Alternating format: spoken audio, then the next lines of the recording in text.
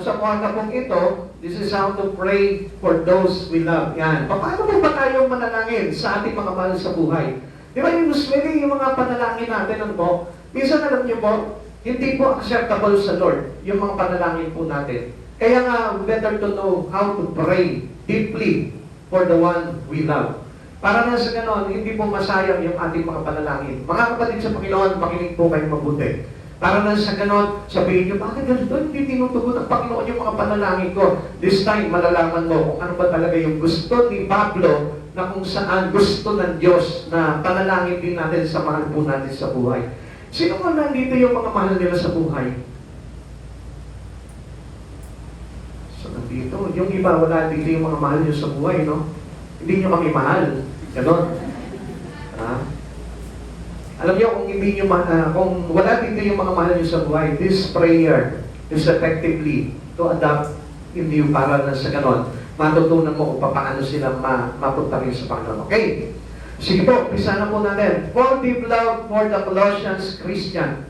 Okay, ano po ang lahat? Ito po si Pablo. Actually, he never visited Colossians Church. Dahil ito po yung time na nakakulong po si Pablo. Bigyan ko lamang po kayo ng konting history dito pong Colossus. The problem in Colossians, especially in chapter 1, is the rising threat of false teaching. Lumalagaan po yung mga maling katuruan, ano po, doon. Often called the Colossians heresy, that were leading believers away from the truth. Kumbaga, merong mga nagpapakalat po ng mga maling aral para ilayo po sila sa katotohanan. Kaya mag-ingat po kayo, no? Maging sa panahon po natin sa panahon po natin ngayon, marami rin po yung nangangaral ng salita ng Diyos pero hindi na po nakaangkop sa katotohanan mula sa ating Panginoon. Now, Paul wrote this letter to the church he had never visited. Ito pong Colossian, hindi po talaga siya yung parang nagtatag po dito, kundi nagsuko lang siya mula sa Efeso para po pangalagaan po yung mga kapatiran po doon. Aiming to correct a rising heresy by emphasizing the supreme divinity and sufficiency of Christ Jesus. Yung parang sinasabi po dito, Jesus Christ is enough already. Jesus Christ is sufficient for all of us. Na wala na po tayong dapat na ibang aral, ibang turo, ibang Diyos na lalapitan, kundi only Christ Jesus, the truth. Siya yung katotohanan. Kaya kapag apart from Christ Jesus, the things that they teaching you, huwag mo nang pakinggan yung mga bagay na yun. Only in Christ Jesus, we have the truth. Now, ito pong Colossus, ito po ay isa doon sa tinatawag nilang prison epistle. So, ibig sabihin po nito, yung time na yon, naka-imprison po ito si Pablo doon sa Roma. Siya po yung naka-house detained. So, makikita po natin dito na even though na nakakulong po itong si Pablo, pero he is still continuing reaching these people.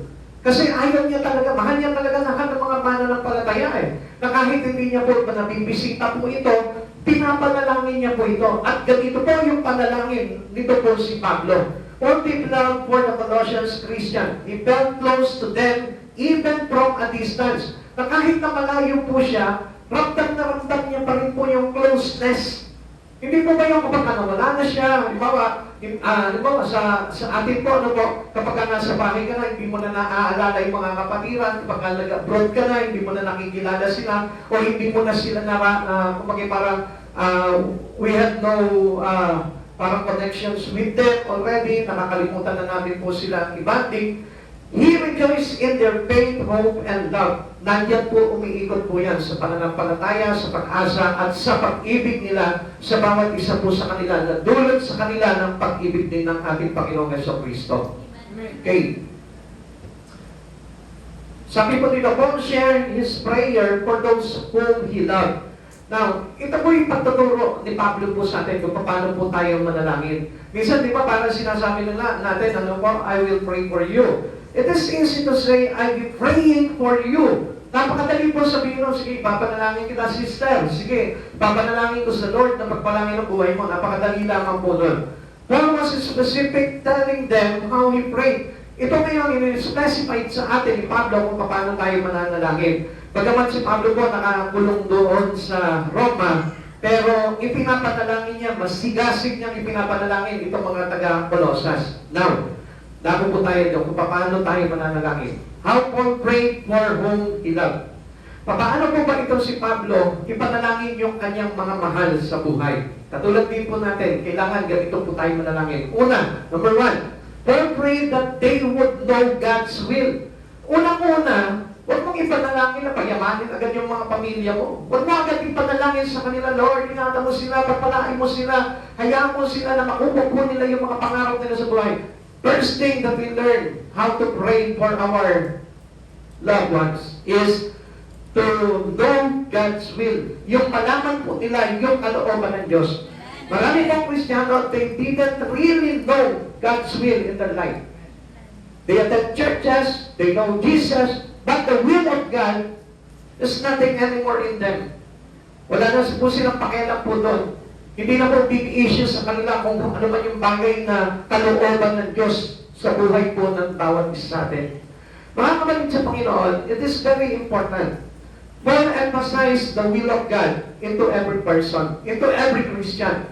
Na kailangan tayo po, kapag sumasamba tayo, ano ba yung kalooban ng Panginoon sa atin? Kaya nga, mismo kung papansinin po natin, dahil hindi natin alam yung kalooban ng Panginoon, hindi nagiging importante at mahalaga ang Panginoong Jesucristo sa buhay po natin. Kaya nga, kung minsan, alam natin yung kalooban ng Panginoon, pero yung hindi kalooban ng Diyos ang pinipili natin sa buhay natin. Especially yung mga secular things in our life. Minsan, mas higit pa yun kaysa doon sa kalooban ng Diyos. Which means yung kalooban ng Diyos is very important. Napakapangitan po niya. Na kailangan po talaga na maitatak sa isipan po natin at malaman natin ano ba ang kalooban ng Diyos sa buhay ko. Personally, in my own personal life, ano ba talaga yung kalooban ng Diyos? Huwag mong tignan yung kalooban ng Diyos sa kapitbahay mo, o kanino mang Kristiyano, o kanino mang mga kapatiran. Kundi first of all, dapat ikaw alam mo kung anong kalooban ng Diyos sa iyo. Kung bakit ka binuhay ng Lord, kung bakit ka ipinanganak, kung bakit ganyan ang kalagayan mo, kung bakit nato ka lamang sa simple pamumuhay, kung bakit pinayaman ka ng Lord, bakit ka nakagraduate, bakit ka may trabaho maganda, what is the will of God? Why it was happened to you by God? Bakit niya pinahintulot sa buhay niyon? Bakit ka may karamdaman? We must know God's will. Kung bakit may karamdaman ng tao. Sometimes, lahat ng mga experiences natin, even good and bad experience of man, allowed by God according to His will. Kaya mga kapatid sa Panginoon, kung hindi natin alam yung kalooban ng Diyos, talagang maliligaw po talaga tayo. Sabi niya po sa verse 9, filled with the knowledge of His will. Lord, sabi siguro ni Pablo, no, panalangin niya, Lord, punuin mo itong mga taga-Colosas ng iyong, malaman nila ang iyong kalooban. Yan po yung napakaganda, mahalagang prayer po natin, especially to our loved one. Mas mahalaga pa po ito, Lord, payamanin mo yung pamilya ko. Lord, payamanin mo yung anak ko. Mas mahalaga pa po ito dahil if the God's will, we will be corrected by God and soon tayo po yung mapapabilang sa pag-aari ng Panginoon. Colossians chapter 1 verse 9. Kaya mula nang marinig namin ito, patuloy namin idinadalangin sa Diyos na sana'y ipaunawa niya. Basahin ko po ulit sa inyo, Colossians chapter 1 verse 9. Kaya mula nang marinig namin ito, patuloy namin idinadalangin sa Diyos na sana'y ipaunawa niya sa inyo ng lubusan ang kanyang kalooban sa pamamagitan ng karunungan at pangunawa kaloob ng Espiritu. Now, o mga kapatid, so sabi po dito sa binasa po natin, nandiyan na po ba kayo? Yes! Okay, nandito na rin ako. Nandito tayo lahat, huwag ko lang umuwi. Sabi po dito sa binasa po natin, kaya mula na marinig namin ito, patuloy namin idinadalangin sa Diyos na sana'y ipaunawa niya sa inyo na lubusan ang kanyang kalooban. Continually, idinutulog nito si Pablo, yung panalangin na ito dito sa mga taga-Colosas na ipaunawa yung kalooban ng Diyos. Alam niyo, mostly, marami po sa atin, ano po ba talaga yung kalooban ng Lord? What is God's will? Yung God's will po is the very important things to us as a Christian. Tingnan niyo po ito See how important these prayers was to Paul. Pero, kung titignan po natin, ito po yung dapat titignan natin, ang dapat na ipanalangin siguro sa isipan po natin, ano po? Bakit yung God's will?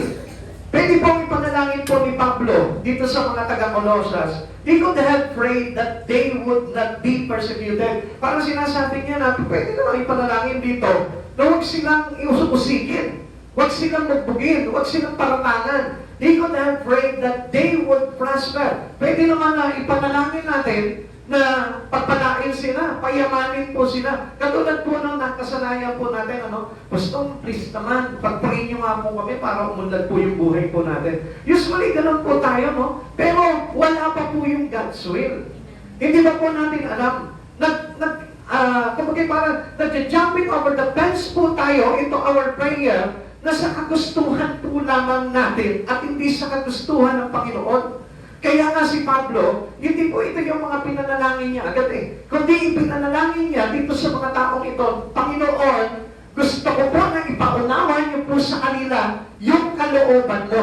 He could have prayed that they would gain political power para po sila, para magkaroon sila ng kapangyarihan sa kanilang mga sa political career po nila or kung ano ba yung mga bagay na tungkulin po nila, even in our profession. Gusto po ng mga tao, ganyan yung mga panalangin natin. Pero to Paul, mas mahalaga sa kanya yung kalooban ng Diyos na maunawaan po natin.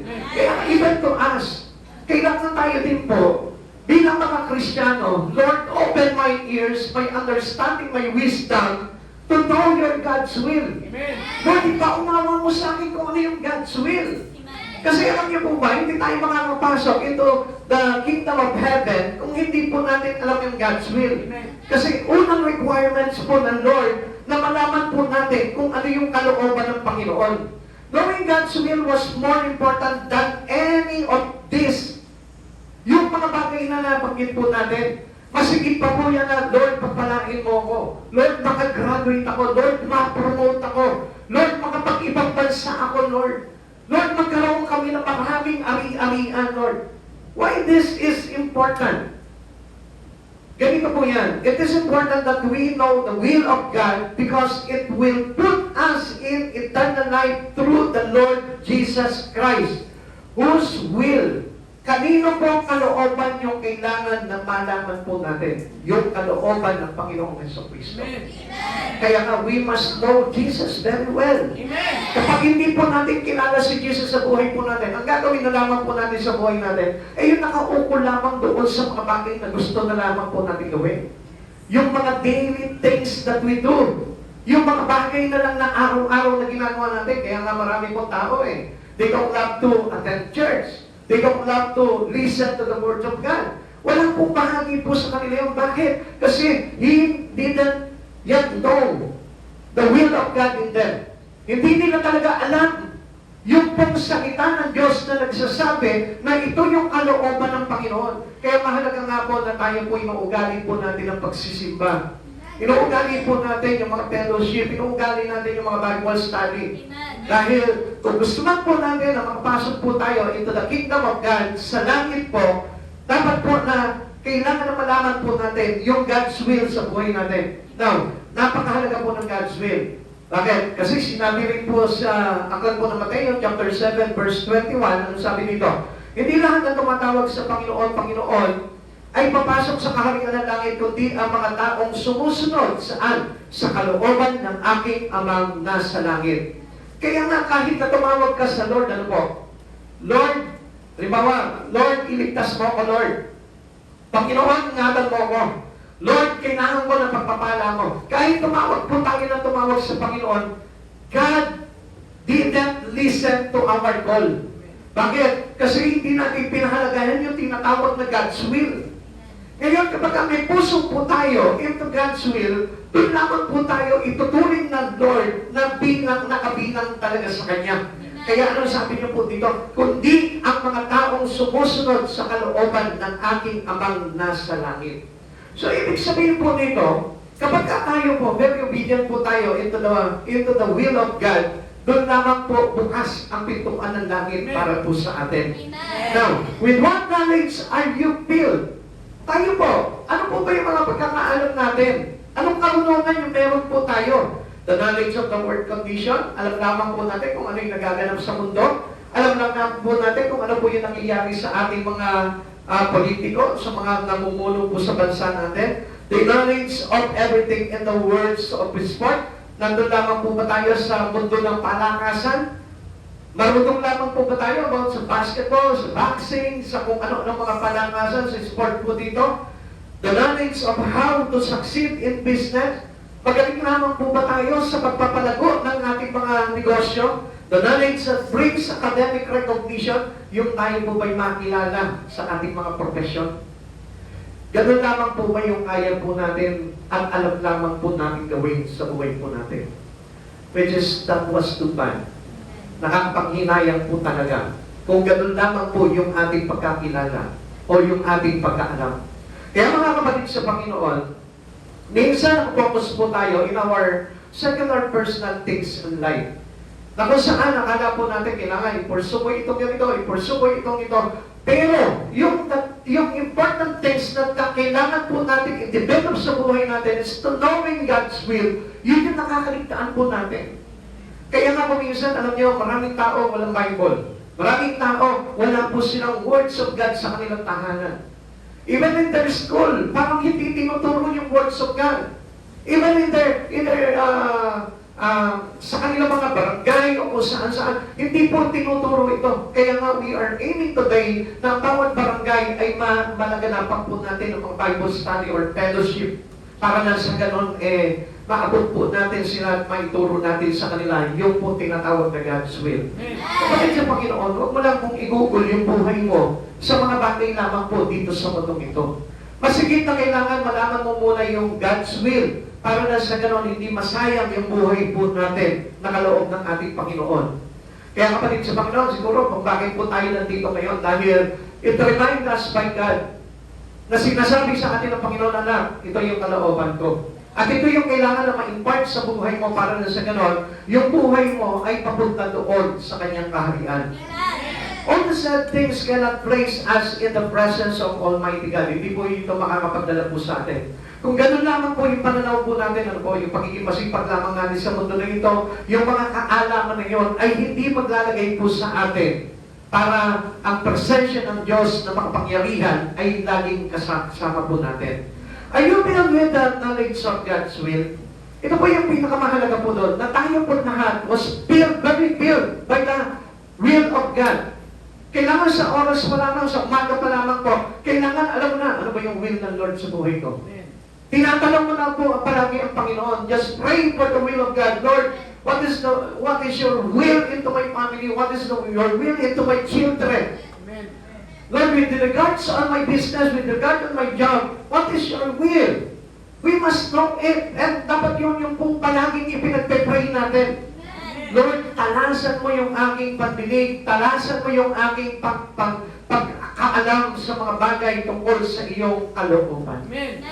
Yun yung lagi pong hilingin po natin. At alam niyo po, pag nalaman po natin yung kalooban ng Diyos, hindi tayo magkukulang. Amen. Sabagat ang Lord po talaga, ayaw talaga tayo mapahamak. Ikalawa, ano pa po yung dapat na ipanalangin natin na tinuro sa atin ni Paul para sa ating mga mahal sa buhay? Number 2, Paul prayed that they would know how to walk. Paano tayo lumakad into the presence of our Holy God? Kung paano tayo lumakad into the Spirit of God? Come on mga kapatid sa Panginoon, ilan po sa atin dito, nakakala po natin, basta tayo nabubuhay dito at may pagkilala sa Panginoon ay okay na. Aminin po natin sa sarili po natin, ganyan po tayo at very first. Nangalan po natin, basta ako mabuting tao ko, may kilala kong Diyos, okay na ang buhay ko. Mapapunta na ako sa langit. Ganyan po tayo eh. Pero the prayer of Paul, sabi niya, that they might walk worthy of the Lord. Na dapat tayo lumakad ng nakalugod-lugod at karapat-dapat sa ating Panginoon. Kailangan na malaman po natin what walk that is considered by Jesus Christ into every one of us. Ano po ba yung lakad? Ano yung pamumuhay? Pakitanong mo nga yung katabi mo, anong pamumuhay ba meron ka ngayon? Anong pamumuhay ba meron ka ngayon? Yan. Siguro tayo po nakakaalam ng pamumuhay po natin, ano po?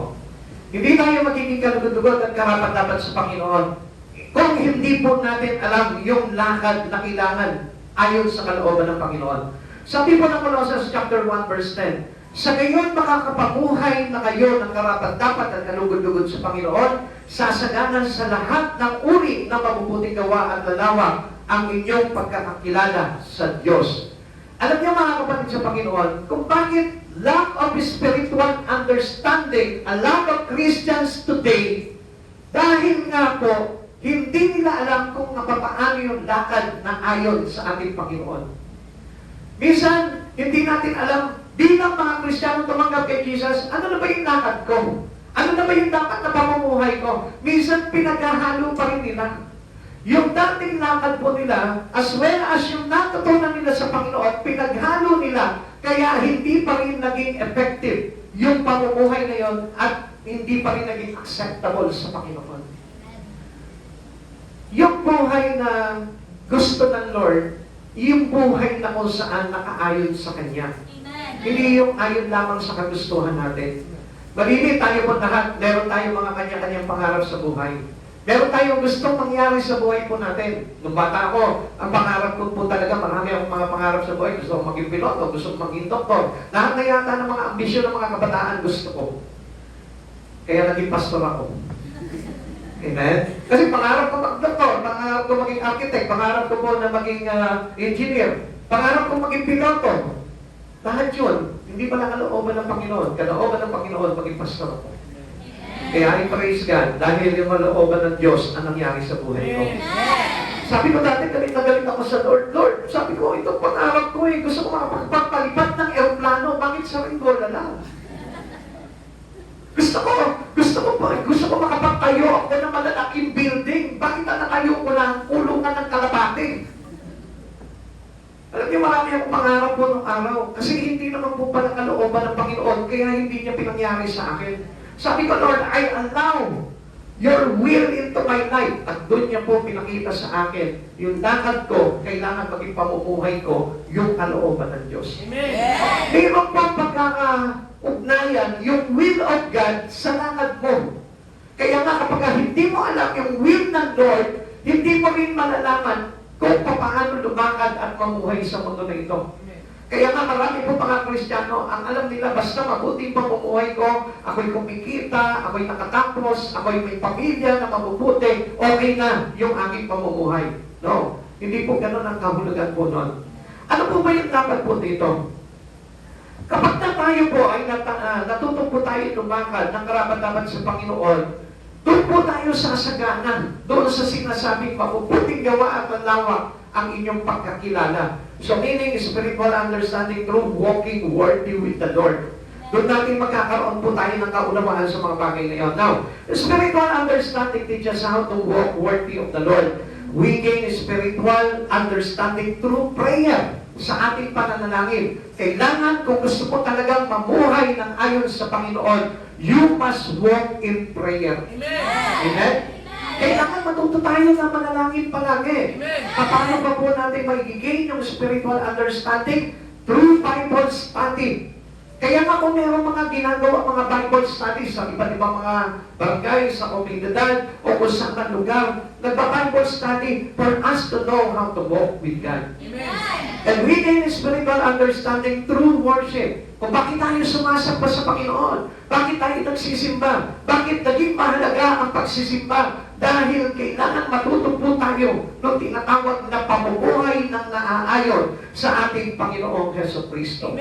Kaya mabalad po tayo lahat dito dahil sumasamba tayo sa Panginoon. Mabalad tayo dahil nag-aaral tayo ng Biblia. Mabalad tayo dahil tayo po ay nananalangin sa Panginoon. In the Bible, prayer, the words of God, and worship are the foundational pillars of faith. Kaya huwag po natin sasabihin na may pananampalataya ako sa Lord. Kung wala kang prayer life, kung wala kang words of God, kung wala kang pagsamba sa Panginoon, wala po tayo ng tinatawag na pillars of faith. Amen?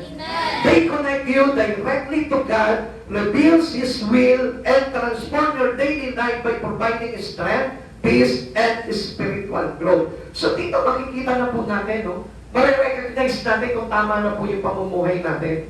Kaya nga makikita po natin directly yung God's will sa atin. Ano po? Lahat ng mga bagay na gusto ng Lord na i-reveal sa atin, napapakinggan na po natin yung bagay na yun. At hindi na po tayo mahihirapan na mamuhay accordingly with our God.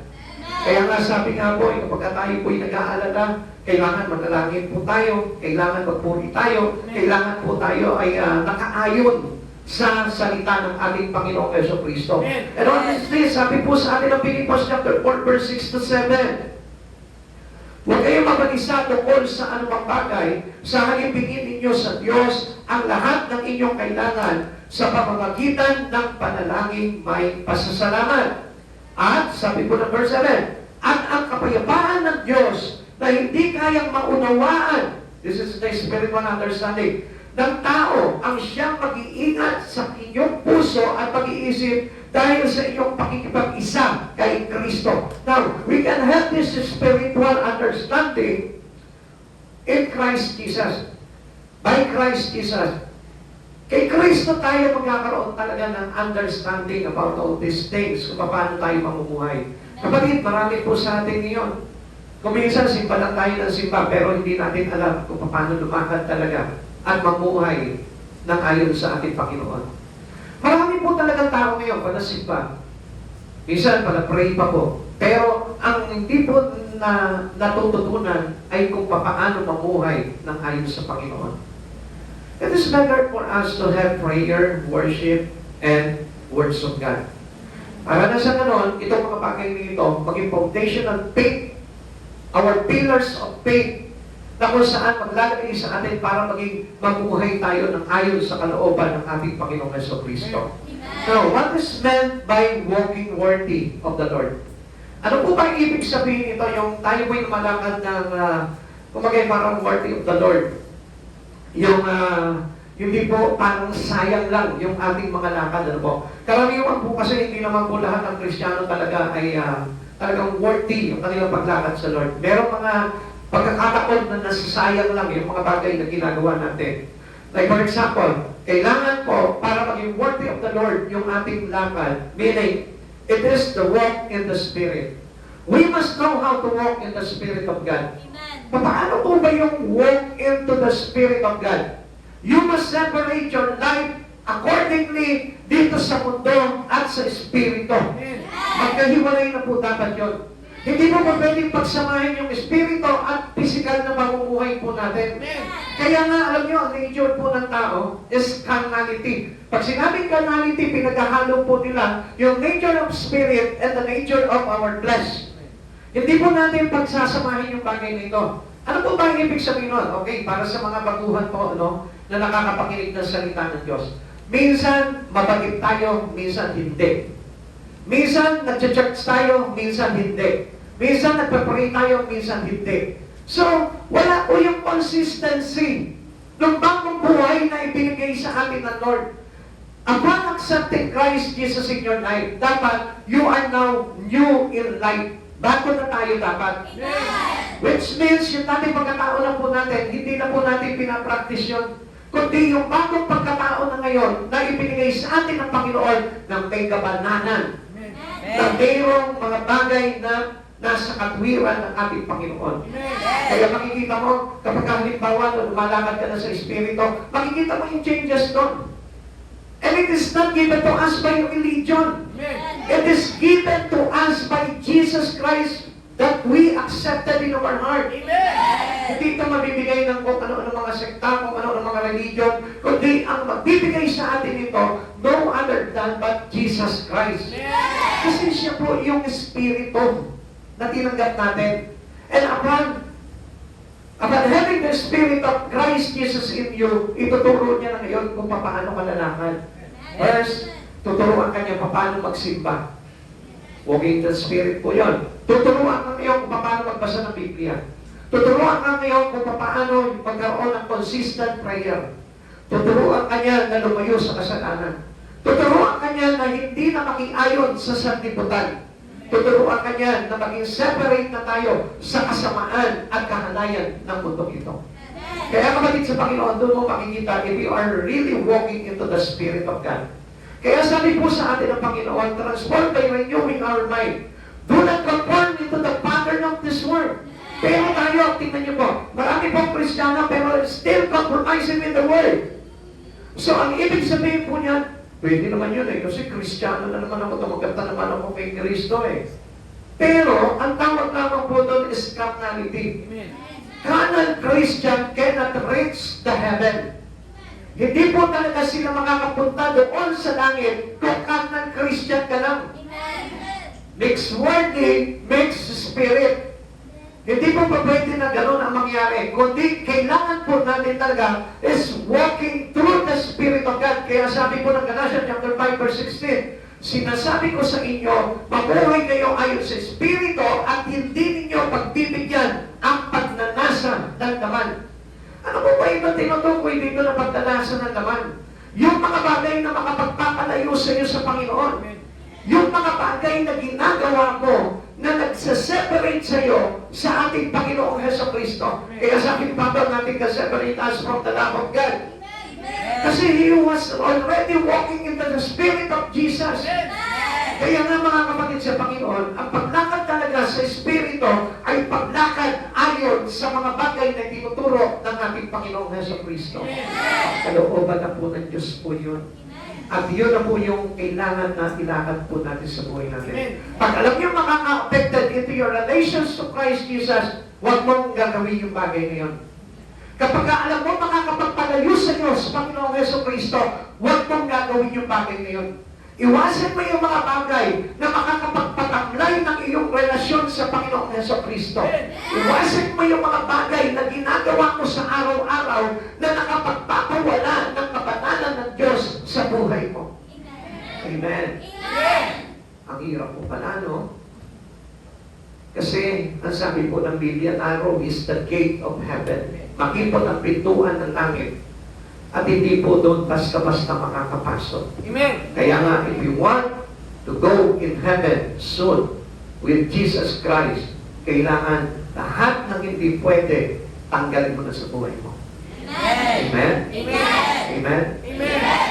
Kasi, para matanggal mo yung mga bagay ngayon, hindi naman mahirap eh. Bakit? May gumawa na nun. At alam niyo kung sino po gumawa nun? Si Jesus upon the cross. Kaya nagpapako si Jesus sa krus para lang sa ganon, ma-perfect niya na yung ma-perfect niya na lahat ng mga bagay na dapat namin gawin. Yung iba, nandun pa rin po sila sa kautusan eh. Sa 10 Commandments pa rin sila, hindi na ako magsisinungaling, hindi na ako magkakaroon ng Diyos-Diyosan, hindi na ako papagaling ng tao, kahit hindi mo gawin yung mga bagay na yun, kung hindi tayo tatanggap kay Jesucristo, hindi ka pa rin mag-iligtas. Amen. Kaya napakadali na lang. Sabi ni Jesus, kung mahal mo siya, ipabuhay mo siya. Amen. Ngayon, mga kapatid sa Panginoon, ang pamumuhay sa Espiritu na tinuturo sa atin ng Panginoong Jesucristo, kailangan iwasan natin yung mga bagay na makapagpaparumi muli sa atin. Amen. Dahil ininis na tayo ng Lord eh. Tayo po lahat, ginawa niya na po tayo busila sa kabutihan. Tayo lahat ay naligtas na. Tayo po lahat ay tinalisan niya ng kanyang na mga kasalanan ng salibutan na ito. Kaya nga, it is better for us to know how to walk in the Spirit. At yun po yung kumbaga makakapag-limit po sa atin para tayo po ay magkasala po muli. Amen? Amen. Number 2, what is meant for us? A life worthy in the Lord. It is to walk in love. Yun tayo po yung magkaroon talaga ng pag-ibig. Now, sabi po ng Efeso chapter 5 verse 2, mamuhay kayo na may pagmamahal tulad ni Kristo dahil sa kanyang pagmamahal sa atin, inialay niya ang kanyang buhay bilang mabangong alay at handog sa Diyos. Walk in love to Christ. Pag tayo po lumalakad na may pag-ibig kay Kristo, doon lang po tayo makapaglilingkod at makapagbibigay ng buhay sa Panginoon. Ang taong hindi po talaga lumalakad sa pag-ibig ni Kristo, kailanman hindi mag-ahandog ng buhay para sa Panginoon.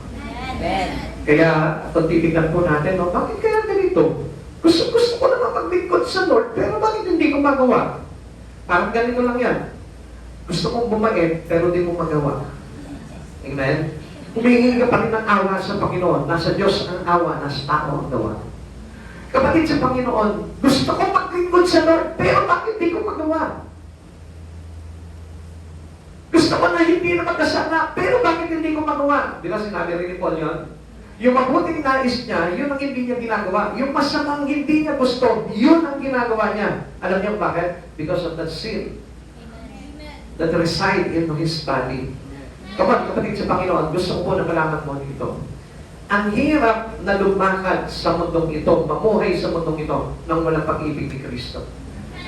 Kung gusto mo na lumakad ka sa mundong ito, at save ka, walk in love with Christ Jesus. Kailangan tayo po lahat, para tayo po ay magkaroon po ng tinatawag na paghahandog ng buhay sa Panginoon, kailangan ma-inlove ka kay Jesus. Tanungin mo yung katabi mo. Yung katabi mo ngayon, tanungin mo, kanino ka ba in-love ngayon? Kanino ka ba in-love ngayon? Yan ang mahirap sa atin eh. In-love lang tayo doon sa crush natin, sa jowa natin, sa asawa natin. Doon lang tayo in-love eh. Pero hindi natin masabi, ako ngayon, in-love ako kay Jesus. Amen? Amen. Kalimutan mo muna yung pag-ibig mo sa tao. At lagi mong tatandaan at itatak sa puso mo yung pag-ibig mo kay Jesus. Amen. Kasi yung pag-ibig ni Jesus, yun ang nagturo sa atin para maghandog ng buhay, para maligtas tayo.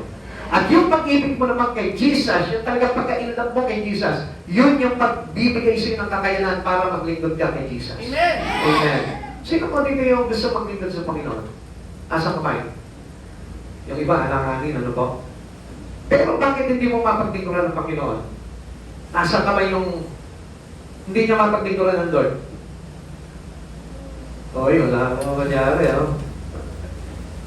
Lahat kayo, ibig sabihin, naglilingkod na kayo sa Lord?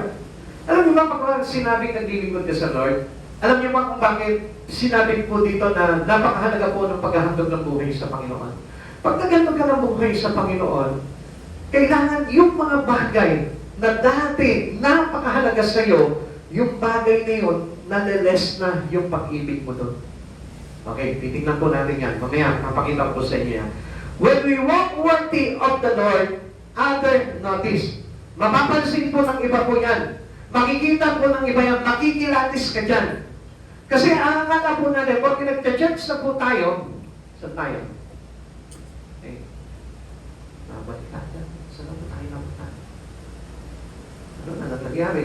Ito lang yung peso, ito po yung pinag-uusapan natin, ano po, nabalik siguro. Okay, number 3, it is to walk as children of light.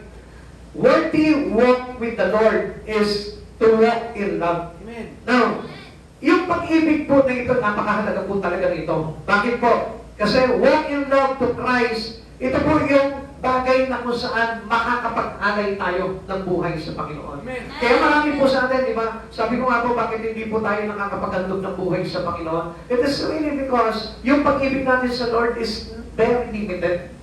Mahal natin ang Diyos sa pagkakataon lang na kailangan natin ng Panginoon. That was the real life. Yun yung katotohanan po talaga. Kaya tayo nagmamahal sa Panginoon kasi supposed to be, ang dami natin kailangan sa Kanya. Kailangan na tayong ingatan ng Panginoon, kailangan na tayo po ay pagpalain ng Panginoon, kailangan tayong pagalingin ng Panginoon, nandun lang yung pag-ibig natin sa Kanya. Pero how many of us in love with God and He really wanted to sacrifice His life for the glory of God? Kalimitan, wala pong ganun. Na nailap ako sa Panginoon, Lord, iaalay ko sa iyo ang buhay ko. Ephesians chapter 5 verse 2, mamuhay kayo na may pagmamahal tulad ni Kristo dahil sa kanyang pagmamahal sa atin. Inialay niya ang kanyang buhay bilang mabangong alay at handog sa Diyos. Na kapatid sa Panginoon, ang pag-ibig ng Diyos, nag-alay. Amen. Ang pag-ibig din po natin, because we the same love, the same spirit of love of Christ Jesus having in you right now. Amen. Yung pag-ibig na yun, yung espiritu ng pag-ibig ni Jesus, fruit of the Spirit po yun eh. Amen. The Spirit of love na tinanggap po natin supposed to be, dapat yung love na yun, kaya mo nang maghandog ng buhay sa ating Panginoon. Amen. Number 3, it is to walk as the children of light. Now, kailangan tayo bilang mga tumanggap sa ating Panginoon. Ang lakad na po natin ngayon, ay kailangan na namumuhay na tayo o lumalakad na po tayo bilang mga ilaw ng sanlibutan. Ephesians chapter 5 verse 8. Nauuna. Napipindot ko ba? Advance. Okay, sorry po. Medyo Ephesians chapter 5 verse 8, dati kayo'y nasa kadiliman, ngunit ngayo'y nasa kaliwanagan na. Sapagkat kayo'y nasa Panginoon, mamuhay kayo ngayon nang nararapat sa mga taong nasa liwanag. So, never go back into the darkness. Ito yung sinasabi ko po sa kanina po sa inyo. When we walk into the Spirit, walk in the Spirit already. Purely, you must walk into the Spirit of God and not walking anymore into the flesh. Kaya kung tayo po'y naliwanagan, sabi po dito, mamuhay kayo ngayon na nararapat sa mga taong naliwanagan. Taong nasa liwanag. So, ibig sabihin po nito, while we are walking into the Spirit of God, naglalarawan sa atin na nasa liwanag na tayo.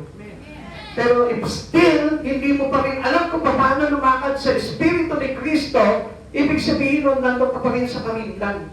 So, obviously, from the darkness, we are now passed over into the light of God. Now, ito po yung tinatawag na crossover. Yung crossover na yon, nandun tayo sa kadiliman ng araw, ililipat po tayo sa pamamagitan ni Kristo sa liwanag. Kaya tayo mga nadidinlan ng araw, namumuhay sa kasamaan, namumuhay sa kasalanan, ngayon, we avoid it now into our life. Dahil nasa liwanag na po tayo ngayon. Kung naiintindihan po natin na kung bakit mayroon changes na nangyayari sa buhay mo, kasi totoong tinanggap mo, totoong nag-inlove ka, totoong nakapasok si Jesucristo sa buhay mo.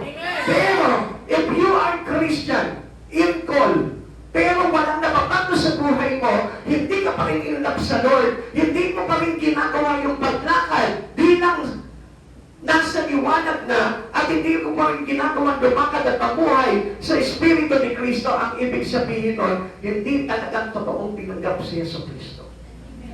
Kaya nga, the first thing that they notice from a Christian who really accept Jesus ay yung paglakad niya sa liwanag ni Kristo, ang paglakad niya sa Espiritu ni Kristo, at hindi na sa dati niyang pagkatao. Amen. Amen. Amen. When we walk worthy of the Lord, other notice, makikita po sa atin yan. And what else? When we walk worthy of the Lord, we become fruitful in His Word. Nagbubunga na po tayo ng mga mabubuting gawa na sinasabi po sa atin. Sasagana na tayo sa mga mabubuting gawa. And last, number 3, how Paul prayed for whom he loved. Sabi po dito, Paul prayed that they would know God's will. Ikalawa, Paul prayed for that they would know how to walk. So, number 3, Paul prayed that they would know God's will. Dito na po lalalim yung iyong pagkakakilala sa Panginoon. Minsan, akala natin, porque kilala natin si Jesus, siya yung nagpapako sa krus, siya yung tumubos sa atin sa ating kasalanan, akala natin, we know Him well already. Kilala mo na siya na lubos sa buhay mo. Ganap mo na nakikilala si Jesucristo sa buhay mo. Kung wala yung pangyayari ng mga bagay na nauna sa buhay mo, hindi mo pa lubos na kilala si Jesus. Kung hindi pa nagaganap sa iyo yung pamumuhay sa liwanag, pamumuhay sa Espiritu, hindi mo pa lubusan kilala si Jesus. Kung hindi ka pa naiinlap ng todo kay Jesus at hindi nagbubunga ng mabubuting gawa sa buhay mo ito, hindi nagbubunga sa iyo ng pagbabago sa buhay mo, still, hindi mo pa gaano kilala si Jesus. Kaya kung mapapansin natin, marami mga Kristiyano, sinasabi po nila, no, they notice that, bakit ganun? Ang tagal na nitong Kristiyano, pero yung ugali niya ganun pa rin. Ang tagal na nitong Kristiyano, bakit ganun? Hanggang ngayon, madamot pa rin. Ang tagal na nitong Kristiyano, bakit ganun? Hanggang ngayon, hindi pa rin siya pala church. Why? Kasi hindi niya pa talaga totoong nakikilala si Jesus sa buhay niya. He know God, but he did not know Him well. Kilala natin si Jesus, pero hindi natin kilala lubusan. Kaya nga maraming Kristiyano, sasabihin nila, in love ako sa Lord. In love lang, pero not to love Him well. They experience God. Yes. Pero hindi nila na-experience it unto Him very well. Kaya nga kapatid sa Panginoon, hindi lang basta kilala si Jesus, kundi very well. Amen. Deeply. Kailangan kilala mo siya. Kaya nga kuminsan, alam niyo, marami mong Krisyano, okay, nagsisimba. That's better. Pero, ang worst po doon sa kanilang pagsisimba, wala natututunan. Amen? Amen. Bakit? Kasi hindi nakakapasok si Jesus sa buhay niya. Why? Because He's not serious about the things that really Jesus wanted for them. Hindi po nangyayari. Kaya nga kuminsan, di ba, parang bakit ako inaantok sa gawain ng Diyos? Kasi hindi mo pa kilalang ganong lubos ang Panginoon sa buhay natin. Bakit ganito? Parang natakagwa lang ako. Pag nakikinig ako ng salita ng Diyos, parang bakit ganun? Katawa-tawa lang. Kasi hindi mo pa lubos kilala ang Diyos. Pero if you know Him very well, you know the cross very well, you know His word very well, malalaman mo kung gaano maging seryoso sa pakikinig ng salita ng Diyos. Amen. At bawat single words na babasahin sa iyo at ipapahayag sa iyo sa Biblia, tutusok at tutusok sa puso mo na maglalagay sa iyo ng pagbabago. Amen. Alam niyo po, nung araw, di ba nakukwento ko na po sa inyo yung buhay ko po nung araw, na talagang sukdo lang po talaga yung kasamaan sa buhay ko nung binata po ako. Pero isang araw, dumating yung time na tinawag ako at hindi po ako ng Lord sa isang gawain po, anibersaryo rin po nung church nung aking kapatid po noon. Alam niyo po, nung seryoso na nakinig ako nung sinasabi po ng pastor, alam niyo po, wala akong kamalay-malay. Bigla na lang pumasok sa akin yung Espiritu ng Diyos na nagpabago ng buhay ko. At nung araw po na yun, lahat ng bisyo nasa akin pa yun. Actively, ginagawa ko pa rin po yun. Adik po ako nung araw. Nagtuturoga po ako. Napangag ako nang dumating po ako doon sa gawain na yun. Pero, pagkatapos ng gawain na yun, upon reaching my life with the presence of the Holy God, nabago yung buhay ko. Alam mo, itong oras na ito, pwede rin mabago ang buhay mo. Kung siseryosohin mo lamang ang pagpasok, ang pagkatok ni Jesus sa puso mo, makikita mo mamaya mag-iiba na ang panlasa. Mamaya mag-iiba na yung lakad mo. Mamaya magliliwanag na yung isipan mo pagdating sa mga bagay kay Kristo. Kaya walang nababago sa buhay ng isang Kristiyano kahit palasimba pa siya. It is because his heart is close to God. Sarado. Amen? Kaya mapapansin mo, parang nananamlay yung kanyang espiritu. It can be easily to be separate from the Lord. Ang dali niyang bitawan ng Panginoon, ang dali niyang turn down ang Lord sa buhay niya. Pero alam niyo, kapag ikaw nainlap ka na sa Panginoon, kahit na anong hampas ng bagyo sa buhay mo, problema man na mamibigat na dumating sa buhay mo, makikita mo, hindi nagbabago yung pagkainlap mo sa Diyos. Kasi kilala niya na ang Panginoon eh. Kung gusto mo talaga makilala sa oras na ito ang Panginoon, seryosohin mo siya. Kung nandito ka na ngayon, sabihin mo sa sarili mo, Lord, I want to know you very well. Gusto kita makilala ng lubusan. Gusto kita makilala ng ganap. Gusto kita papasukin sa buhay ko. Upang pakilaman mo ang buhay ko. Gusto ko na pagbabago na narangatan ayon sa kalooban mo. I-design mo yung bagay na yun. Kaya nga, tignan mo po, kapatid sa Panginoon, hindi ka ba nangihinayang? Marami po makatagal ng mga nagja-church, pero parang it doesn't look na, pero bago na sa buhay niya. Alam niyo, kapatid sa Panginoon, this is a great privilege. This is a great opportunity na tayo po ay baguhin ng Panginoon. Meaning, tayo po ay inilagay na at tinilipat na ng Panginoon sa Kanya.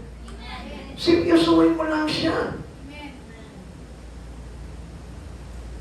I-focus mo yung puso mo, yung espiritu mo sa Kanya. Kalimutan mo muna yung mga bagay na iniisip mo ngayon, yung problema mo. Sabihin mo, Lord, this time, ikaw yung gusto ko talaga maranasan. Hindi ako lalabas sa lugar na ito, Lord, na hindi kita naranasan. Hindi ako lalabas sa lugar na ito, Lord, na walang nagbago sa buhay ko. I want to know you well. Sahin mo yung kapatid. Minsan nag-church tayo, Lord. Please, tukunin mo yung pananangin ko. Gusto ko yumaman, Lord. Gusto ko na makaahon sa kahirapan. Lord, gusto ko na mag-promote. Gusto ko na makagraduate. Gusto ko na makatulong sa pamilya ko. Puro ganun lamang po yung gusto natin. Hindi masama yung mga bagay na yun, pero ang masama doon, hindi makapasok si Jesus sa buhay natin. Lord, gusto ko magkakotse, para na sa ganoon nakakapagsimba na ako, makakapagsama pa ako. Yes, nakakapagsimba ka, pero yung changes na gusto mangyari sa iyo ng Lord, nangyari ba? Ang nangyari lang, hindi ka na namamasahe, hindi ka na nagko-commute, meron ka na sarili sa sasakyan, pero yung changes, yung transforming life na gusto ng Lord sa buhay mo, nangyari ba? Yumaman ka, pinagpala ang buhay mo. Binigyan ka ng bahay, binigyan ka ng lahat ng mga bagay na kailangan mo material. Pero ang tanong dito, nangyari ba yung kalooban ng Diyos sa buhay mo ngayon na ikaw ay mailagay niya sa ligtas na kalagayan para makapiling niya sa buhay na walang hanggan? You must know Him well. Kung meron kang ipagpe-pray sa mga mahal mo sa buhay, kung meron kang ipagpe-pray sa sarili mo mismo, kung mahal mo yung sarili mo, ipag-pray mo, Lord, I really want you to know well. Gusto kitang makilala ng lubusan. Hello? Sabihin mo sa katabi mo na natutulog ngayon, ayaw mo pa makilala si Jesus ng lubusan. Huwag kang matutulog. Amen? Kaya hindi nababago yung buhay natin kasi pagdating sa church, nag-church ka nga, hindi ka naman nakikinig ng words of God. Kaya natin change in you. Wala nababago sa buhay natin. Wala kang maituro sa anak mo. Wala kang maturo doon sa mga kapitbahay mo. Wala kang maituro doon sa mga bagay na nakakasalamuha mo sa araw-araw. Kaya kapatid sa Panginoon, gusto ko po na malaman po ninyo na ang totoo po talaga na tumanggap kay Kristo, meron na po pagbabago sa buhay. Kaya makikita mo, talagang halos buhay na buhay yung kanyang espiritu because he knows already to walk into the Spirit of God. Kaya ano ang nangyayari po dito? Pag sumasamba siya, he was overwhelming by the presence of the Holy God. Punong-puno siya, filled by the glory of God, filled by the presence, filled by the Holy Spirit. Kaya doon nagkakaroon ng pagbabago ang buhay ng isang tao. Alam niyo po, nung araw, hindi ko aakalain na mababago ang buhay ko sapagkat napakasama ng buhay ko po nung araw. Halos kung titignan mo po ako, halos parang isinusuka ako ng aming mga kamag-anak nung araw. Sabi nila, napakasama nitong tao na ito. Even yung mga tiyahin ko, yung mga pinsan ko, kinamumuhian ako. Dahil bakit? Puro kasamaan ang ginagawa ko. Ngayon tatanungin kita, gusto mo ba na kinamumuhian ka ng mundo dahil sa kasamaan mo? I tell you, ayaw mo rin yun. Gusto mo yung kinatutuwaan ka. Pero ito po yung bagay na gustong mangyari ng Lord sa buhay mo. Gusto niya na mabago ka. Pero only mababago ka lamang if you allow Christ Jesus to change your living. Kaya mapahintulutan mo siya. Hindi ka pa basawa sa kasalanan. Hindi ka pa basawa sa kalokohan. Hindi ka pa basawa na gumawa ng masasamang bagay. Hindi ka pa ba nagsasawa dito sa mundo na ito na puno ng problema? Punong-puno ng mga bagay na hindi ka lugod-lugod. Hindi ka pa ba nagsasawa doon?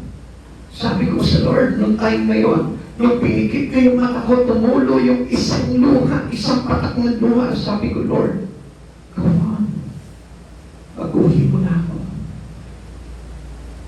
At yung oras po na yun, lahat ng bisyo ko, yung pagiging asindero ko, yung pagiging chain smoker ko, yung pagiging womanizing ko, yung pagiging mapapagbarkada ko, yung pagiging addict ko sa shabu, yung pagbebenta ko ng shabu nung araw, yung pagnanakaw ko para makagamit lang ako ng droga, tinanggal ng Lord sa buhay ko yun.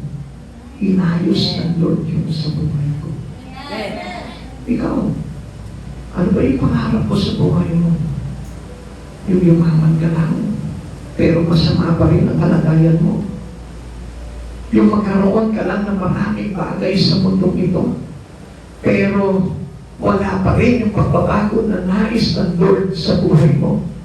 Kapatid sa Panginoon, kung bakit ka narito ngayon, dahil gusto magpakilala ng Diyos sa iyo, very well.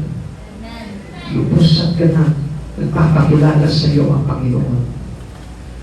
Sabi po ng verse 10, increasing in the knowledge of God. Yung makilala mo na lubusan ang ating Panginoon sa buhay natin, not just in knowing about God. Hindi lang meron akong alam sa Bible.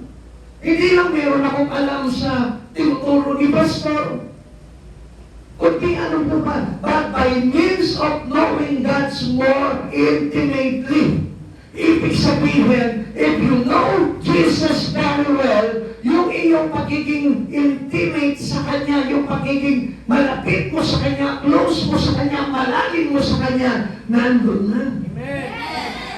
Yung meron ka na talagang totoong ugnayan sa Panginoon, yung merong itakapit sa iyo ang mundo na ito para makalimutan mo si Jesus, mas pipiliin mo pa rin si Jesus kahit na mahalaga sa iyo yung bagay na itinatapat kay Jesus.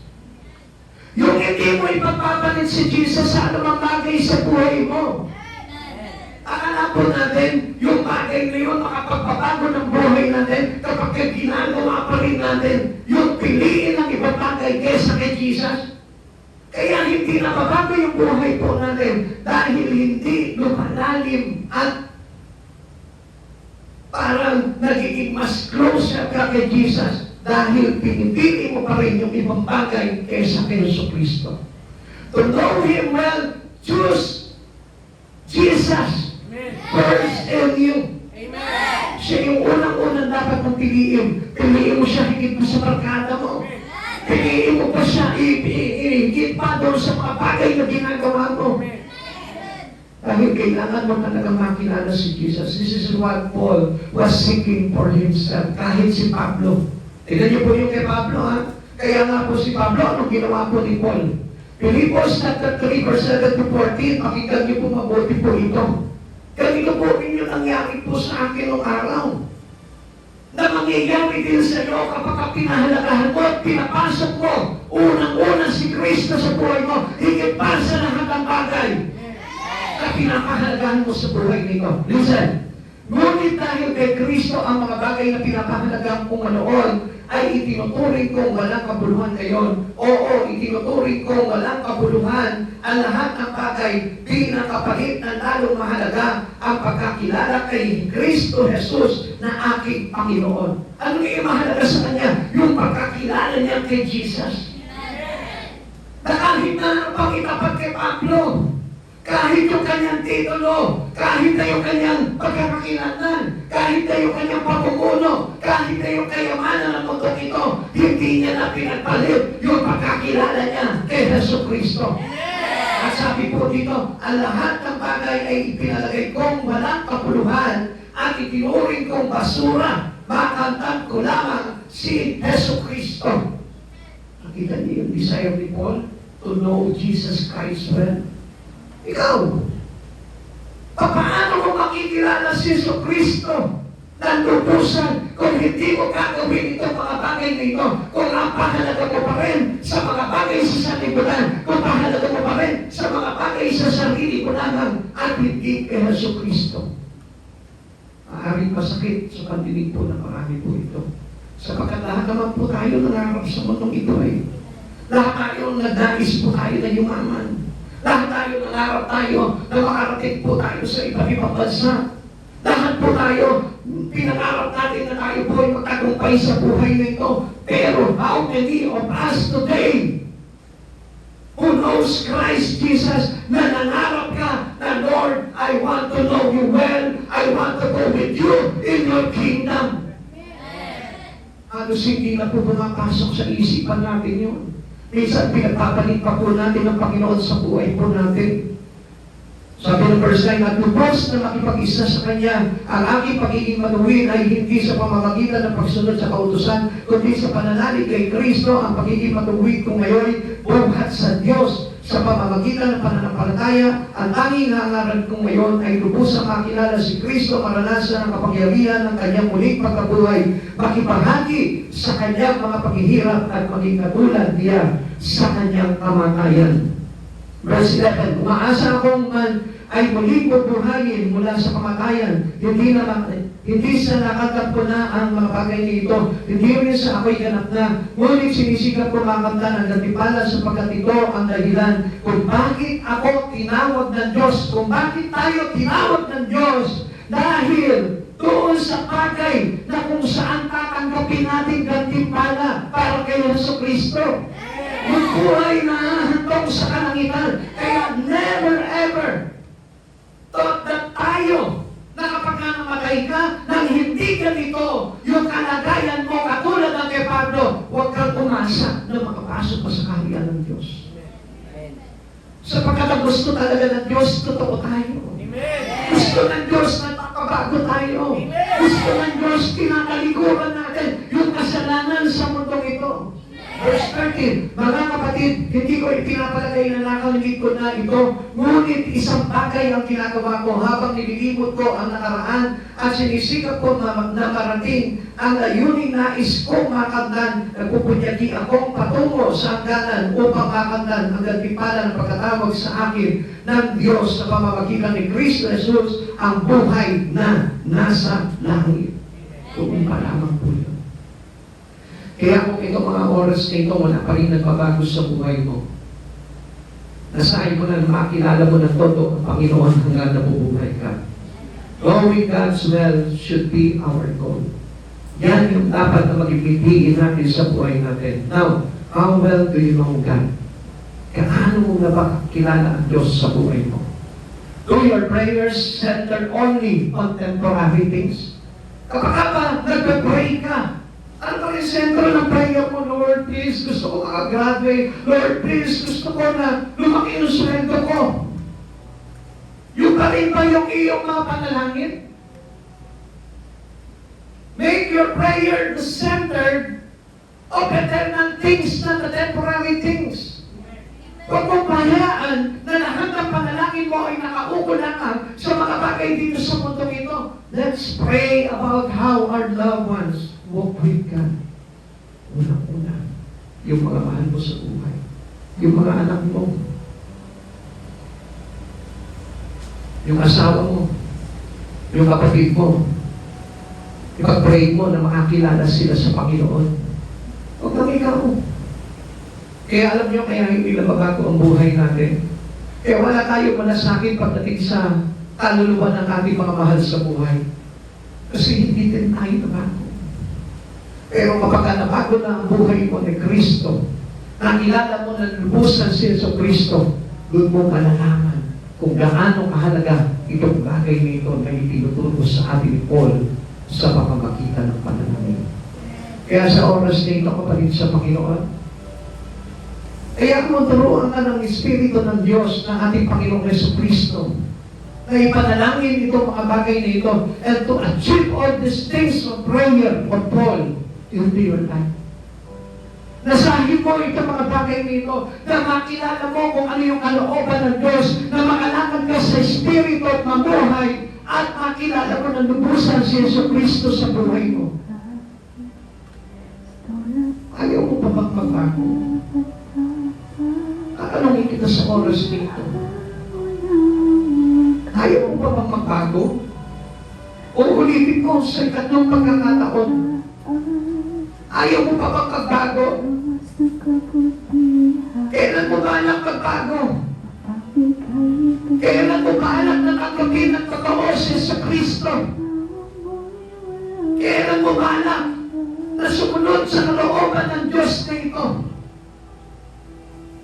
Kapag napahama ka na, kapag napakiwalaan na sa kasalanan at kasamaan ng buhay mo, kapag malubhan na sa karamdaman yung katawan mo, kung ka pa lang ba magbabago, kapag Kapag matanda ka na, lulugod-lugod ka na, at wala ka na magagawa by the glory of God, doon ka pa lang ba magbabago? Kapag yung buhay mo is threatened to death, doon ka pa lang magbabago? Kapag wasak na yung pamilya mo, doon ka pa lang ba magbabago? Kapag kalulod na lulod ka na sa kasalanan, doon ka pa lang ba magbabago? Kapatid, unawain mo sa oras na ito kung bakit tinuturuan tayo ng Panginoon sa mga bagay na ito. Dahil gusto ng Lord na hindi ka mapahamak. Maaaring yung iba mga bago lamang po sa church na ito, mapalad kayo dahil nagpapakilala sa inyong Panginoon. Mapalad kayo dahil ang Diyos mismo ang lumalapit sa iyo sa pamamagitan ng kanyang salita. Nagpapakilala siya sa buhay mo dahil ayaw kanya mapahamak. Sa mga may karamdaman na nandito ngayon, isang bagay lamang ang dapat mong gawin. You should know God very well. Walk into His will and walk into the Spirit of Jesus. Then makikita mo ang pagbabago sa kalagayan ng kalusugan mo. Decide it now. Take it seriously. Hindi tayo nag-church para lang sa wala. Kaya tayo nag-church para baguhin ng Diyos yung buhay natin. Lahat tayo masama. We are all sick. Lahat tayo nagkulang sa Panginoon. Lahat tayo mayroong mga tinatagong kabulukan sa loob-loob natin. Na gustong ayusin ng Lord, baguhin ng Lord, tanggalin sa atin yung kasalanan na yun na maglalagay sa iyo sa impyerno. Hindi ko ba nakita yung kabutihan ng Diyos na yun? Wala kang mamalay-malay. Yung ginagawa na panangambak ang Diyos na ito para mapunta sa kanyang kalanginan. Hindi ko ba nakikita yung talagang grabe pag-ibig ng Diyos sa buhay mo? Sa oras nito, kapatid sa Panginoon, at hindi ko ipanalangin sa Lord. Lord, gusto ko malaman yung kalooban mo. Gusto ko na lumakad sa liwanag mo at Espiritu mo. Gusto ko na makilala ka ng lubusan. Sabi mo sa kanya, pasalamatan mo, Lord, salamat kasi nag-aaral pa rin ako ngayon. Salamat kasi nagtatrabaho ko. Salamat kasi kumikita ako. Pero isang bagay ang nais ko. Yung kabago na ang buhay ko accordingly sa nais mo. Salamat, Lord, meron akong malusog na pamilya. Pero isa yung pinakahigit na dinidesire ko. Yung lahat kami mabago according into your will. Inaniyakin na tumayo sa oras nito. Tanggapin mo yung nais ng Diyos na pagbabago sa buhay mo. Huwag mong palagpasin itong pagkakataon na ito. Dahil ang Diyos gumagalaw na ngayon sa buhay mo. If you allow Him,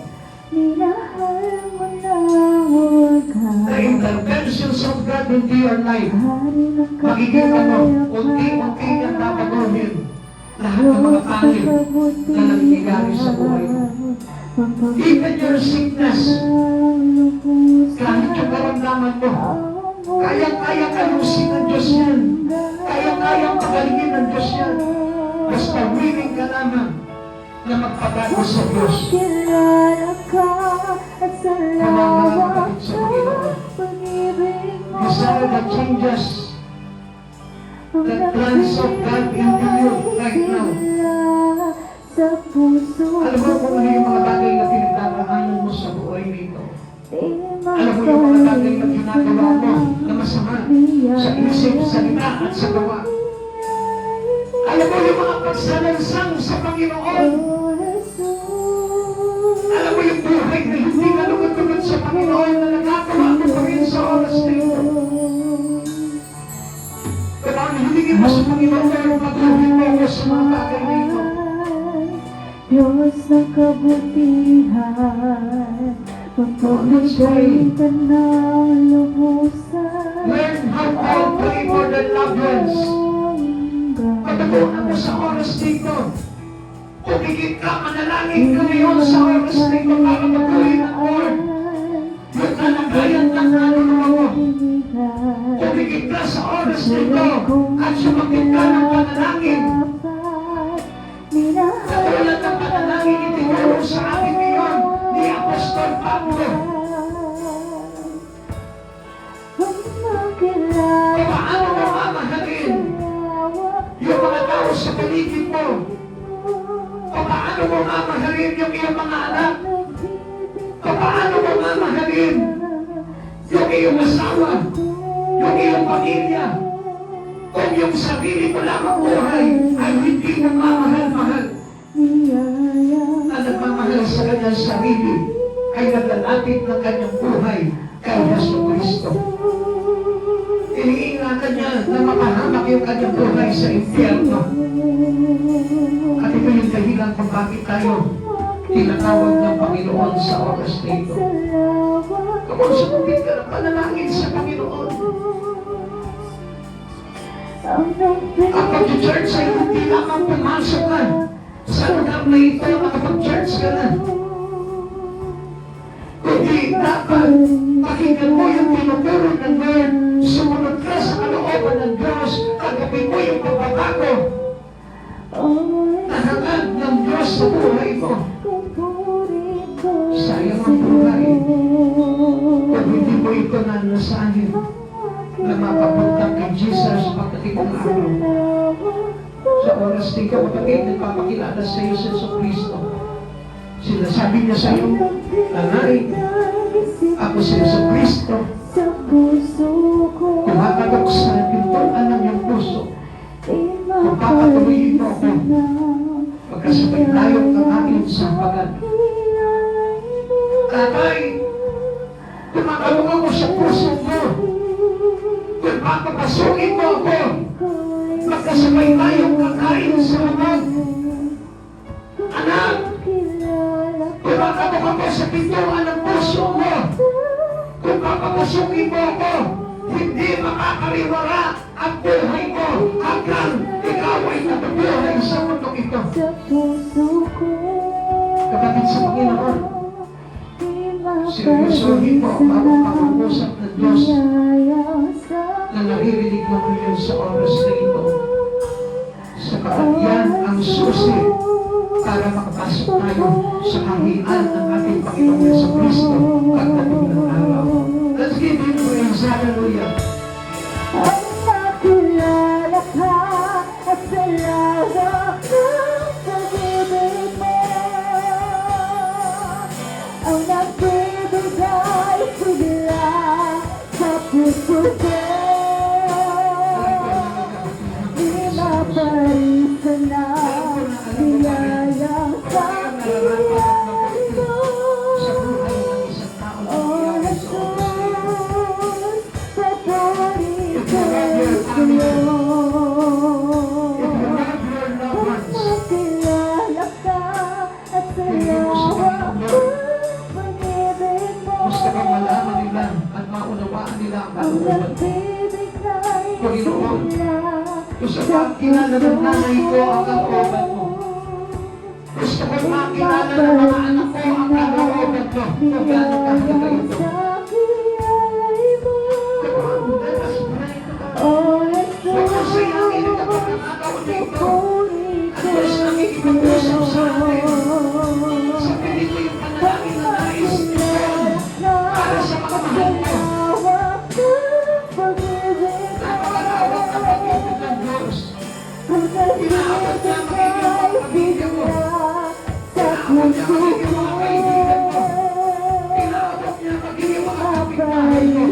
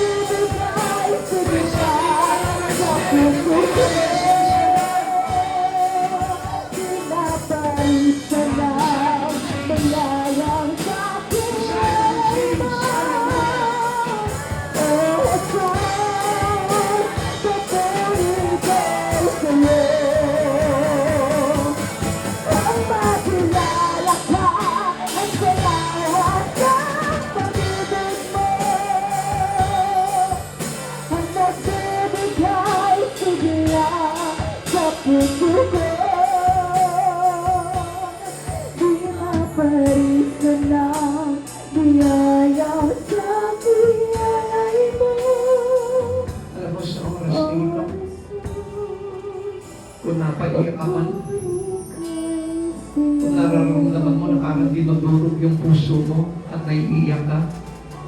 It was the presence of our Holy God. Ibig sabihin niya, may unti-unti nang binabago sa kalooban mo ang Panginoong Jesucristo. Kung hindi mo mapigilan yung iyong pagluha, gusto ko malaman mo, it is the love of God, of Jesus Christ into your heart. Ipinadadama niya sa kaloob-looban mo yung pag-ibig niya. Alam niyo ba, kapag umiiyak ka, ang Diyos nakikipanangis sa iyo. Dahil ang Diyos nalulungkot kapag malungkot ka. Ang Diyos nagagalak kapag nagagalak ka. At sa oras dito, Jesus expresses His love into you. Lubangin, makikita mo isang araw kung paano gagalaw sa buhay mo ang Panginoon na ito. Magdudulot ng napakalaking pagbabago sa buhay mo. Magpatuloy ka sa ating Panginoong Jesucristo. Ipagpatuloy mo ang sinimulan mo sa oras nito, sa umagang ito, kay Jesucristo. Huwag kang bibitiw sa Kanya. At makikita mo isang araw, pinagpala ka ng Espiritu at presensya ng Panginoong Jesucristo. Magiging maayos ang kalagayan mo, magiging maayos ang pamilya mo, magiging maayos ang kalusugan mo. Lahat magiging maayos sa iyo sapagkat si Jesucristo ang nagparanas at gagawa nito para sa iyo. Not by might nor by power, but the Spirit of the Lord, our God. Siya yung makapangyarihang Diyos na gagawa ng lahat ng mga bagay para sa ikabubuti ng bawat nagmamahal sa Kanya. Purihin si Jesucristo, Panginoong Diyos, buhay, hallelujah, napakailangan. Kilala ka, kilala ka, pag-ibig mo ang nagbibigay sigla sa puso ko. Di maparisan ng biyaya sa kilay mo. Oh Jesus,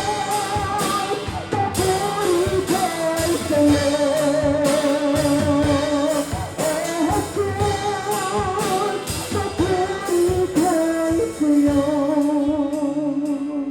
Ama naming Diyos, napakabuti mo sa amin, Panginoong Yesus, sapagkat patuloy mo kaming inaabot ng iyong banal na presensya upang linisin kami sa lahat ng aming mga karumihan. Turuan kami, Panginoon, na sumunod sa kalooban mo. Turuan kami lumakad sa Espiritu at turuan kami, Panginoon, na makilala ka ng ganap at lubos sa aming buhay. Salamat Aki at Diyos sa buhay ng mga kapatid namin na narito ngayon. Ikaw ang Diyos, Panginoon, na pinaniniwalaan namin na nagdala sa kanila sa lugar na ito, O God. Samahan mo po sila, Panginoon, hanggang sa kanilang mga paglalakbay sa mundong ito, Lord. Ilayo mo po sila, Panginoon, ng tukso ng sanlibutan na naglalagay, Panginoon, sa kapahamakan. Kaya Amo, hawakan mo, Panginoon, ang buhay ng bawat isa, O Lord, at maganap, Panginoon, ang pagbabago, Panginoon, pasimula sa pagbabago na ibinibigay mo sa bawat isa sa amin, Panginoong Jesus. Maraming salamat po, Panginoon. Kaya Amo, naganapan mo po sila ng Espiritu mo, Panginoon, at balutin mo po sila at seryohan ng iyong banal na dugo upang hindi ito mapasinumalingihan sa kanila ng kaaway at matutunan nilang ganap ang tumayo, lumakad at mamuhay sa Espiritu mo po lamang, Panginoong Jesus. Panginoong Jesus, maraming salamat po, Lord. Patuloy ka, Panginoon, na pinapahintulutan namin, Panginoon, na manahan sa aming mga puso, O God. Lord, huwag ka nang mawala pa kailanman sa aming buhay, O God. Iwaksin mo ano man yung mga gawa ng kaaway sa buhay ng bawat isa sa amin, O God.